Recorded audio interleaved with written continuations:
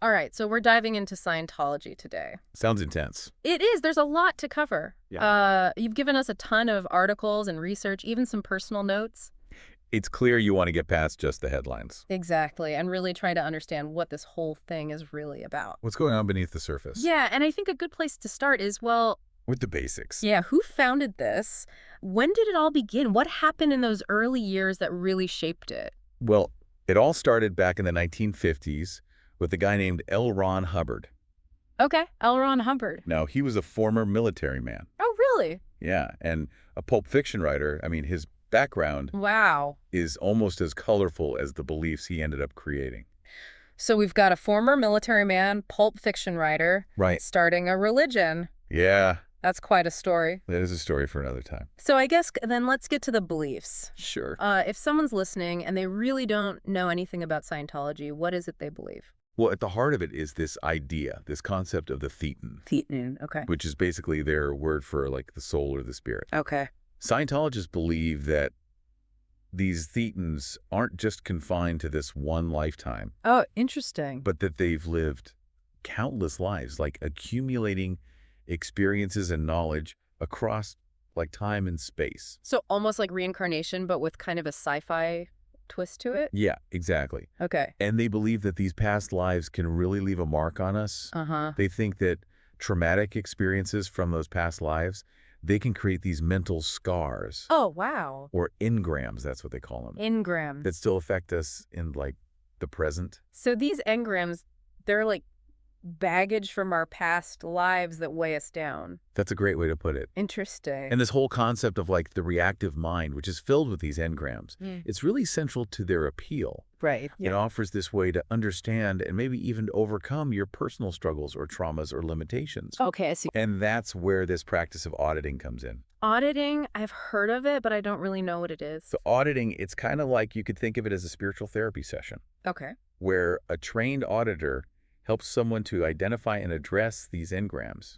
And the goal is The to goal is to reach this state of clear. clear. Yeah, being clear is like a spiritual detox. You're free from that negative influence of all those engrams. Now, I know they use that e-meter in these auditing sessions. Right. What is that? Like, what is it supposed to do? Yeah, the e-meter is pretty controversial. Yeah, I can see that. Scientologists believe that it can actually measure a person's emotional responses, Oh, wow. and it can help pinpoint those hidden engrams. Hmm. But critics argue that it's nothing more than just like a pseudoscientific gimmick. Right. So whether it's actually a legitimate tool or a form of manipulation, that's a question that's still being debated. So we've got these really fascinating and kind of unusual beliefs, but there's also like a whole organizational structure to Scientology, right? Absolutely. They're known for being very like hierarchical. Very structured, very hierarchical, Yeah. clear chain of command, different entities within the organization, like the Sea Org, their elite inner core. Right. And at the helm of it all is David Miscavige. He's the current leader. Okay. But his leadership has been quite controversial, Oh, yeah. to say the least. Because, when I think of Scientology, I think of the controversies, I think of the accusations of, everything from being really aggressive against critics to financial exploitation. Yeah, you're right. There have been a lot of allegations, harassment, intimidation, even lawsuits against former members who've spoken out against the church. Yeah. And the issue of money is a big one, Mm-hmm. with critics saying that Scientologists are pressured into donating large sums of money. Well, it makes you wonder how, with all these controversies and accusations, how they've still managed to attract so many followers. And not just any followers, but some really big names in Hollywood. Right? Celebrities have played a huge role in shaping Scientology's image, both in a good way and a bad way. How so? Well, on the one hand, they bring this glamour and this intrigue to the organization, I can see that. making it seem more appealing to some. Right. But then on the other hand, their high profile has also attracted a lot more scrutiny and a lot more criticism. Yeah, it's like a double-edged sword.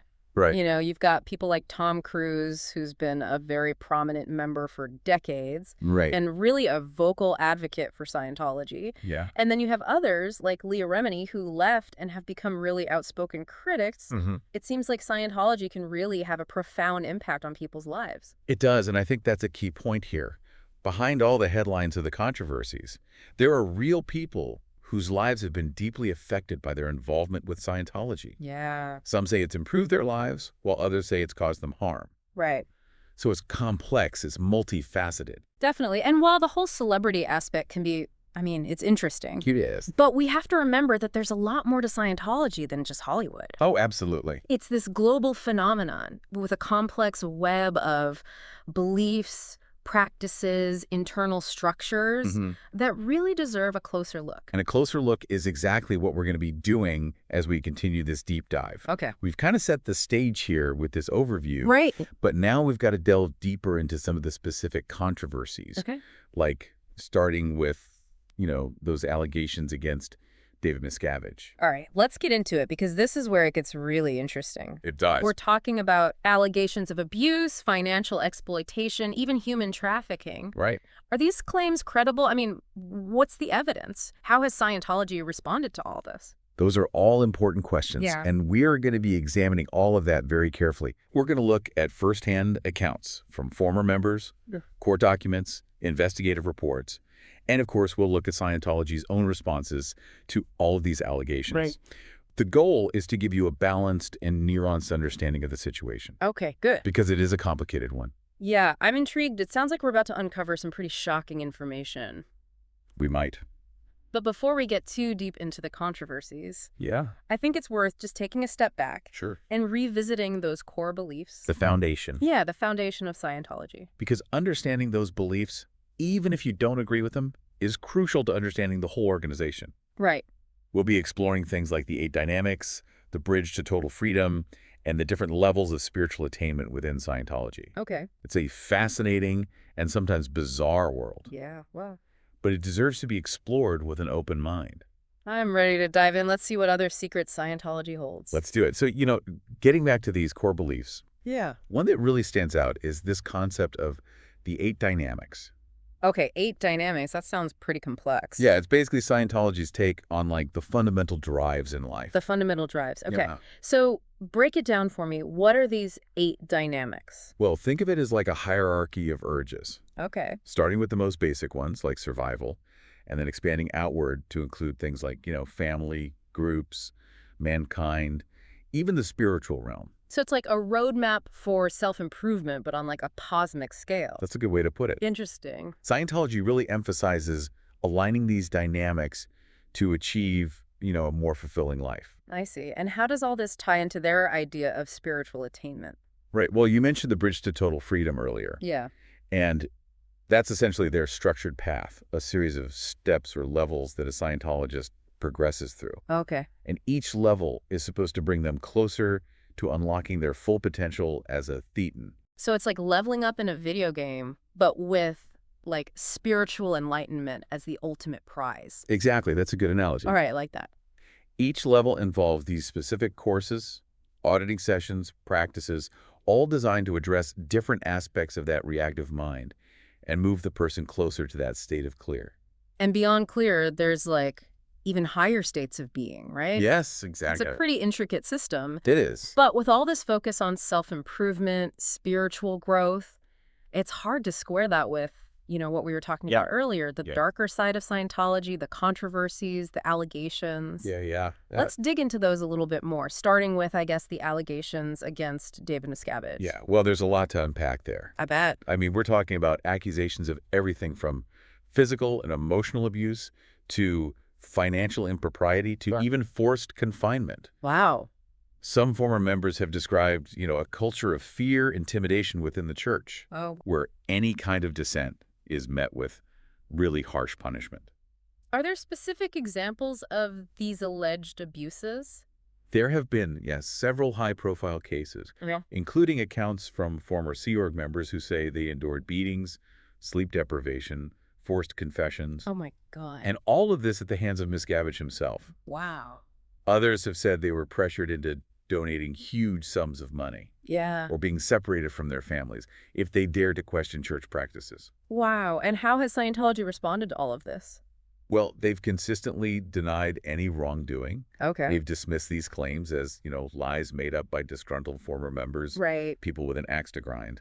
Okay. They often point to, the church's charitable work and the positive experiences of many Scientologists, as proof of their ethical conduct. So it's kind of a he said, she said situation. Yeah, in a lot of ways it is. Okay. But, there have been investigations by journalists, government agencies, Right. some of which have corroborated at least some of these allegations. So there is some truth to it, potentially. Potentially, yeah. The FBI even investigated claims of human trafficking within the Sea Org, though no charges were ever filed. It's just such a complicated situation with these really strong opinions and conflicting accounts on both sides. It is. It's hard to know what to believe. Yeah. But regardless of, I guess, where you stand on all of it, you can't deny that it's really damaged Scientology's reputation. Oh, absolutely. These controversies have led to a lot more scrutiny, Sure. a lot of calls for greater transparency, accountability. Yeah. Some governments have even launched investigations into Scientology's practices. Wow. And the whole debate over whether it's a religion or a cult, that's still raging on. Right. And there's the question of financial exploitation that we hear so much about. We hear that Scientologists are pressured into donating large sums of money. Yeah, well, they do require their members to pay for those courses and the auditing sessions. Right. And those costs, they can add up really quickly. Yeah, I bet. Some former members have said that they were pressured into donating way beyond what they could afford, Really? going into debt, even facing bankruptcy to try to, maintain their good standing within the church. That's really concerning. Is there evidence to support those claims? There have been lawsuits, filed by former members alleging this financial coercion. Okay. And investigative reports have documented Scientology's really aggressive fundraising tactics. But the church maintains that all donations are voluntary, Okay. that people are free to contribute however they see fit. It seems like money is just this recurring theme Yeah, in a lot of the controversies surrounding Scientology. it is. It comes up a lot. And it's hard to ignore, I guess, the role that celebrities play in all of this. You're right. The church has always courted celebrities. Right. They see them as valuable assets for promoting Scientology, attracting new members. I can see that. And some celebrities have become very vocal advocates, praising the church, defending it against criticism. But we've also seen those high-profile defections. Right. We've talked about Leah Remini. Yeah, Leah Remini, Paul Haggis. Exactly. They've spoken out against the church, Yeah. shared their negative experiences. Yeah. And these defections have been very damaging for Scientology Right. because they've chipped away at that carefully constructed image. Yeah. And they've given a platform to those dissenting voices. Yeah, Leah Remini's documentary series really brought a lot of attention to those allegations of abuse and exploitation. It did. It really sparked a lot of debate, prompted further investigation. It's fascinating how celebrities can both really elevate and undermine Scientology's image at the same time. Yeah, it's interesting. But I think it's important to remember that, Scientology is bigger than just its celebrity connections. Oh, for sure. It's a complex organization, global reach, profound impact on the lives of its members. Absolutely. Famous and ordinary people. Exactly. And as we continue this deep dive, we're going to keep exploring the full spectrum of their influence. Okay. From their cultural impact to their political lobbying, to their controversial practices, to the ongoing legal battles. Right. It's a story with a lot of twists and turns, and we're just getting started. This is definitely a deep dive. It's getting deeper by the minute. It is. We've covered a lot of ground, but there's still so much more to talk about. Oh, there's one area I think you'll find particularly interesting. Okay, what's that? It's their approach to mental health. Oh, right. They have some very specific and very controversial views on psychiatry and traditional therapy. I remember reading about that. They're very against psychiatric medication. Yeah. They believe that mental illness can be addressed through spiritual practices alone. Exactly. They reject the medical model of mental illness. Okay. They see it as a spiritual issue, not a biological or psychological one. Interesting. And they believe that auditing can address those root causes of mental distress by clearing away those harmful engrams. But what about people with severe mental health conditions? Right. Is auditing really an appropriate substitute for traditional therapy or medication? Well, that's a huge point of contention. Yeah. Critics argue that Scientology's approach is dangerous, irresponsible, Right, see why. potentially putting individuals at risk by discouraging them from seeking professional help. Right. And there have been some tragic cases of Scientologists with mental illness who refused psychiatric treatment. And, the consequences were really dire. Wow, that's really concerning. Yeah. It sounds like their stance on mental health could have, life or death implications. It could. And this is something we need to talk more about. We do. I'm really eager to learn more about that aspect of Scientology. Okay, we will. It's a reminder that, behind all the intrigue and the controversy, there are real people whose lives are being affected by the church's beliefs and practices. You're absolutely right, and it's so important to keep that human element in mind as we go through all of this. Because Scientology is much more than just a set of beliefs or an organization. It's a lived experience for its members. Right. One that shapes their worldview, their relationships, their sense of self. I have a feeling we're just scratching the surface of those lived experiences. We are. Let's see what else we can uncover as we keep going with this deep dive. All right, speaking of uncovering things, there's one chapter in Scientology's history that we haven't touched on yet. Okay. Operation Snow White. Operation Snow White? That sounds intriguing. It is. This goes back to the 1970s. Okay. During L. Ron Hubbard's leadership. Okay. It was a covert operation by Scientology to basically infiltrate and discredit government agencies. Wow. Particularly the ones they considered hostile to the church. So we're talking about, actual espionage. Oh, yeah. Spies and secret missions and all that. Exactly. Wow. Scientologists, including Hubbard's wife at the time, they were involved in all sorts of illegal things. Oh, wow. Bugging government offices, stealing documents, infiltrating the IRS. What? It was a massive scandal. Yeah. That landed several high-ranking Scientologists in prison. This sounds like something straight out of a spy thriller. It does. But why would they go to such extreme lengths? They saw it as a matter of survival. Okay. They believed that the government was persecuting them. Right. And that they needed to do whatever it took to protect themselves. I see. They even had a term for their enemies. Suppressive persons. Or SPS. SP is okay. So they basically went to war with the government. Wow. Yeah, in their minds, they were fighting a righteous battle against this tyrannical force. Wow. Operation Snow White is a pretty dark chapter in their history. It is. And it makes you wonder if those tactics are still being used today. That's a good question. Yeah. And it's one worth exploring. Right. There have been allegations that Scientology is still using aggressive tactics. Okay. Though maybe not as overt as, breaking into government buildings. Right. They've been accused of harassing journalists, suing critics, using private investigators to intimidate people who speak out against them. It seems like controversy just follows them everywhere. It does. But let's shift gears a bit. Okay. Talk about the individual experiences of Scientologists. Sure. We've heard a lot about the negative side, the allegations, the abuse, the exploitation. Right. But what about the people who've had positive experiences? Right. It's important to acknowledge that a lot of Scientologists really believe in the church's teachings. Okay. And they find value in his practices. Yeah. They credit Scientology with improving their lives, helping them overcome challenges, Right. achieving greater happiness and fulfillment. So for them, it's a source of positive transformation. Exactly. They see it as a path to self-discovery, personal growth, Okay. a deeper understanding of the universe and their place in it. Right. And they also talk about the community aspect, Oh, yeah. the sense of belonging, Mm-hmm. and the support they receive from fellow Scientologists. So there's a real sense of camaraderie, shared purpose within the church. Absolutely. And for many Scientologists, that's a huge draw. I can see that. They feel connected to something larger than themselves, part of this movement working towards a common goal. But how do you reconcile those positive experiences with, the darker side that we've been talking about?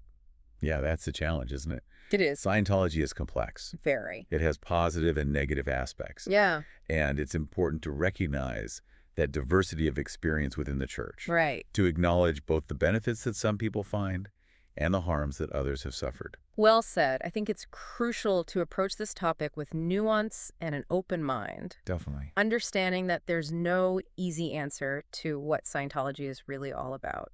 I agree. And as we go deeper into this, we'll continue to explore that complexity. Yeah. Look at all the different facets of Scientology. Okay. And try to understand how this controversial organization has had such an impact on so many lives. I'm ready for more. This is a deep dive in every sense of the word. It is. So we've really gone deep with Scientology. We have. Talked about the origins, the beliefs, the controversies, the impact it's had on individuals, on society. Yeah. It's a lot. It is a lot to take in. Yeah. And I think what's really interesting is that Scientology, it's not static. Right. It's this living, evolving thing. Makes sense. It's always adapting, responding to pressures. Yeah. They've definitely faced a lot of challenges in recent years. I mean, Yeah. you think about those high-profile defections, the increased scrutiny from the media, Mm-hmm. the government. Absolutely. How are they navigating all of that? Well, one of their key strategies has been to really focus on PR Okay. outreach. Mm. They put a lot of money into